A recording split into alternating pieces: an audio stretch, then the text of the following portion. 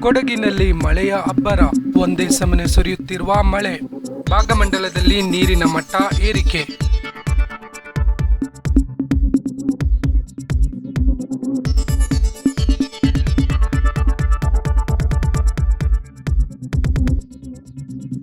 ಕೊಡಗಿನಾದ್ಯಂತ ಸುರಿಯುತ್ತಿರುವ ಗಾಳಿ ಸಹಿತ ಮಳೆ. ವಿರಾಜಪೇಟೆ ಹಾಗೂ ಪೊನ್ನಂಪೇಟೆ ತಾಲೂಕುಗಳಲ್ಲಿ ಶಾಲೆಗಳಿಗೆ ರಜೆ ಘೋಷಣೆ. ಜೂನ್ 27 ಗುರುವಾರದಂದು ಪ್ರಾಥಮಿಕ ಹಾಗೂ ಪ್ರೌಢಶಾಲೆಗಳಿಗೆ ರಜೆ.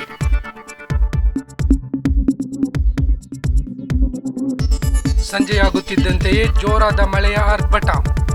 ನಾಗರಿಕರು ಮನೆಯಿಂದ ಹೊರಬರಲು ಸಾಧ್ಯವಾಗದ ಪರಿಸ್ಥಿತಿ ನಿರ್ಮಾಣ.